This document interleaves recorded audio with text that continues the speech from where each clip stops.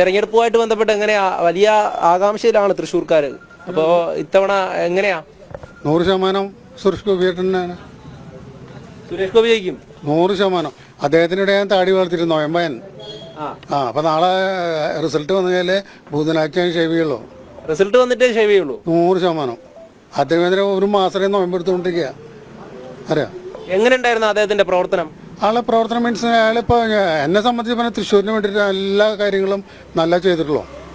എല്ലാം കൊണ്ടത് കഴിഞ്ഞ തോറ്റുപോയിട്ട് 1 കോടി രൂപ നമ്മുടെ ശക്തനിൽ കൊടുത്തു പോയില്ലേ? കൊടുത്തു പോയില്ലേ? എല്ലാം എന്തെല്ലാം ചെയ്തു, എന്തെല്ലാം കാര്യങ്ങൾ ചെയ്തു.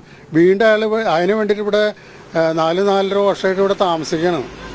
തലങ്കര ഭാഗത്ത്, നെട്ടിശ്ശേരി ഭാഗത്ത്. അല്ല, വിത്ത് ഫാമിലിയായിട്ട്. എന്നിട്ട് ഇത്തവണ വോട്ടിന് വന്നപ്പോൾ ഇവിടെ കുറേ ആൾക്കാർ അതിനൊരു കുപ്രസിദ്ധി ഉണ്ടാക്കി. തിരുവനന്തപുരത്ത് കിടക്കുന്നവൻ എങ്ങനെ ഇവിടെ വന്ന് വോട്ട് ചെയ്യുന്നതെന്നുള്ളത്. അപ്പോൾ അതിൻ്റെ പ്രൂഫ് കാണിച്ചു. 4 വർഷമായിട്ട് നമ്മളിവിടെ ഇങ്ങനെ ഉണ്ട് ഇവിടെ എന്നുള്ളത്. അതിന് വിത്ത് ഫാമിലി ആയിട്ടാണ് ഇവിടെ അവർ താമസിച്ച് വോട്ട് ചെയ്തിട്ടുള്ളത്. ജനങ്ങളുടെ ഇടയിൽ തന്നെ ഉണ്ടായിരുന്നത് 100%, 100%. അതിലൊരു മാറ്റമില്ല, ഒരു മാറ്റമില്ല. എന്തായാലും ബലം വന്നതിന് ശേഷം മാത്രമേ ചേട്ടൻ താടി ശീവിയുള്ളൂ? 100%.